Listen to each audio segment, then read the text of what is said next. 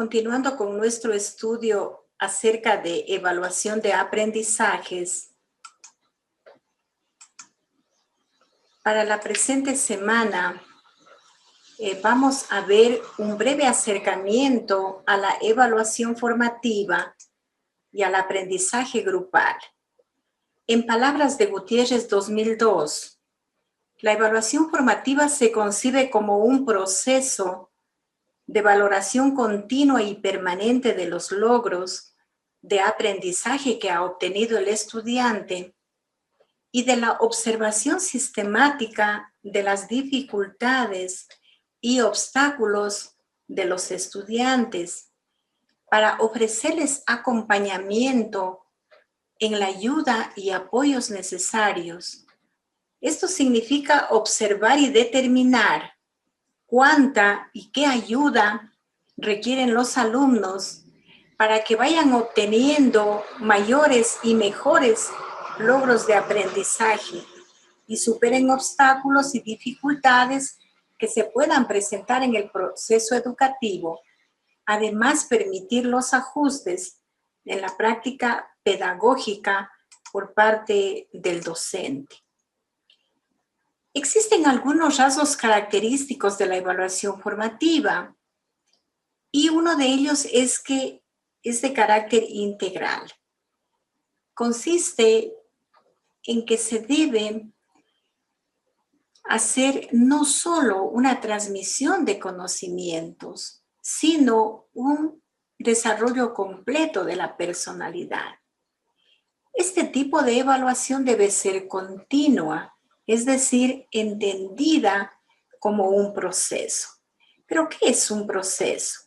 Significa aclarar al máximo los criterios e instrumentos de evaluación a utilizar, ampliar los momentos informativo-evaluativos mediante una serie de técnicas de registro y procurar integrar al alumno en el proceso evaluador.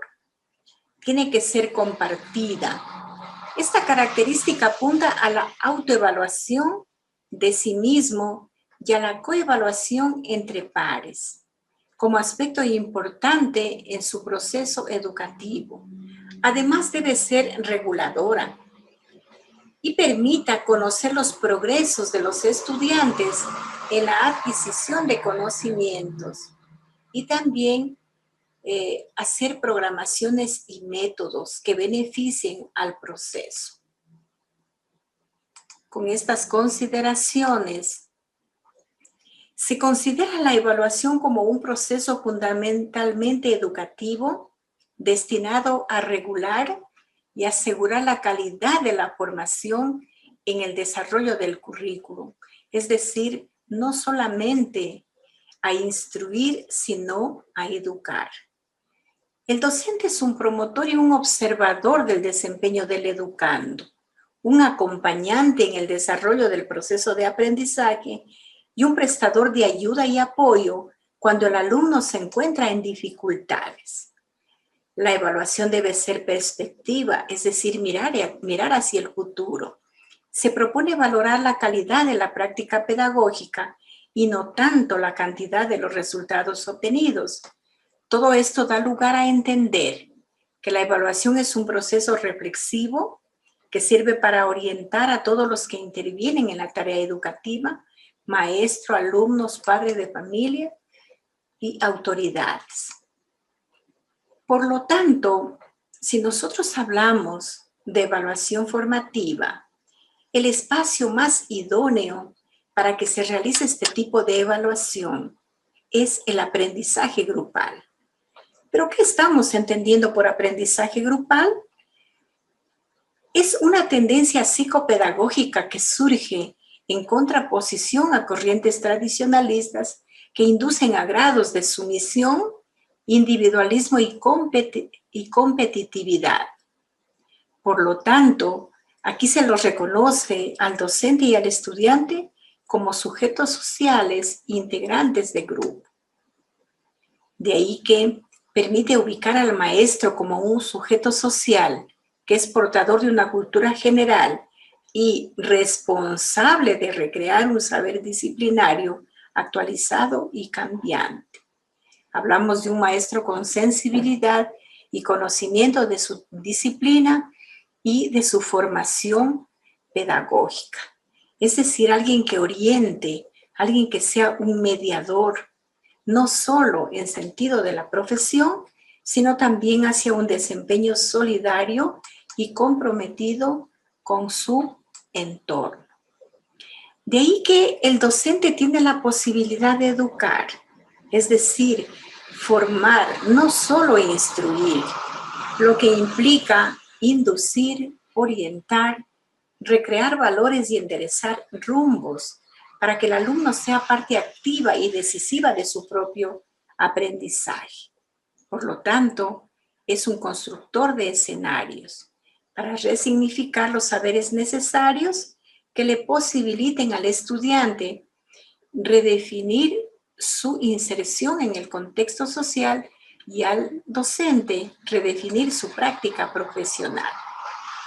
No es el grupo de alumnos el que tiene que adaptarse y seguir al docente, sino es el docente quien debe estar atento al proceso grupal, a partir de observar, de ser parte del proceso, detectar interacciones, logro de metas. Por lo tanto, permite detectar avances, así como dificultades en el logro de aprendizaje. De ahí que si nosotros hablamos de técnicas, métodos, instrumentos y mecanismos para la evaluación de los aprendizajes, decimos que este es uno de los problemas importantes que afronta la evaluación, como un factor estructural de la educación en el momento actual. Es precisamente la dificultad que existe en la obtención de la información acuciosa, rigurosa y oportuna de la marcha del proceso docente, para poder prestar ayuda efectiva en este proceso. Las técnicas e instrumentos de evaluación serán, por tanto, los vehículos que permitan, es decir, los medios que permitan al maestro y a los estudiantes aproximarse lo más posible a su realidad educativa, es decir, a los cambios o transformaciones favorables o desfavorables que van experimentando en la relación pedagógica. Cambios específicos fundamentalmente en la conducta y en las características de los educandos. De ahí que todo instrumento elegido para este propósito obedece siempre a determinadas intenciones. Se elige y elabora para recoger una cierta información que debe ser tratada e interpretada inmediatamente para la ayuda oportuna del estudiante y su aprendizaje. La información la podemos obtener de la observación directa participante, la misma que se realiza en presencia de los sujetos que pretendemos evaluar, o de la observación indirecta o no participante realizada a través de ciertos indicadores gráficos. De ahí que se necesiten instrumentos idóneos para registrar las características del comportamiento que se está efectuando frente al docente, o se necesitará más pruebas más o menos estructuradas que funcionen como reactivos para que se produzca la conducta que deseamos valorar. Todo aprendizaje equivale a un cambio de conducta, de tal manera que se cumpla con el propósito de mejorar el aprendizaje para el cual fueron seleccionados.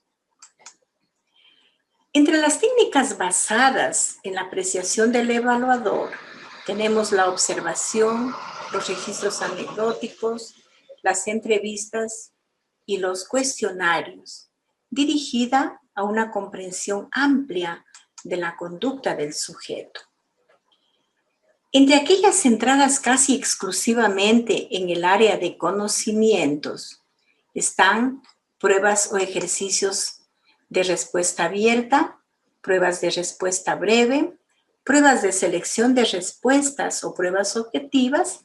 Entre estas últimas existe un tipo especial de técnicas que poseen además unas características métricas cuidadosamente elaboradas y que pretenden evaluar objetivos generales de conocimientos más que de objetivos parciales. Son los test de conocimientos. Las cualidades métricas de los test pedagógicos de conocimiento no difieren de las exigidas a los test psicológicos. Deben ser instrumentos válidos, fiables y discriminativos.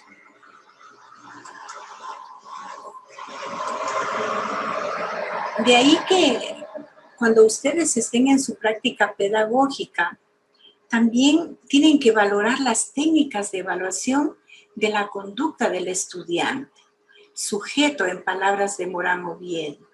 Son evidentemente menos utilizadas que las técnicas de evaluación de conocimientos y que requieren la intervención psicológica que puede proporcionar una inestimable ayuda para la evaluación de los logros del ámbito de la conducta. Aquí se consideran la entrevista, los cuestionarios, los inventarios, las técnicas de observación.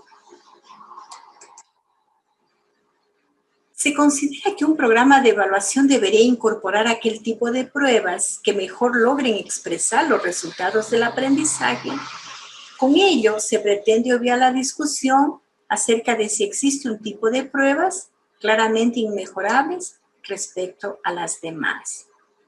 Las formas o instrumentos actuales de evaluación aportan mayor flexibilidad en la elección de los materiales empleados para elaborar las preguntas. Aquí surgen ya esquemas, gráficos, fotografías, mapas y aportan mayor importancia que se va otorgando a las pruebas de tipo práctico o de ejecución. Entonces, como ustedes van a ser docentes del nivel de educación general básica y del nivel de bachillerato general unificado, aquí nosotros planteamos que el alumno de enseñanza básica debe adquirir una formación que le permita llegar a desenvolverse en su vida adulta en todos los campos, cultural, afectivo, profesional, social. En el caso de un alumno ya maduro, que sería del de bachillerato, busque conseguir mediante sus estudios un nivel determinado de profesionalización. Es prioritario que su formación y evaluación se centren en los conocimientos, habilidades y actitudes para ejercerla, sin que esto signifique que su formación específica debe darse en detrimento del resto de las facetas educativas. Es decir, que el tipo de evaluación, el tipo de pruebas, el tipo de mecanismos, de técnicas que se utilice, estará directamente relacionado con el nivel de aprendizaje del estudiante.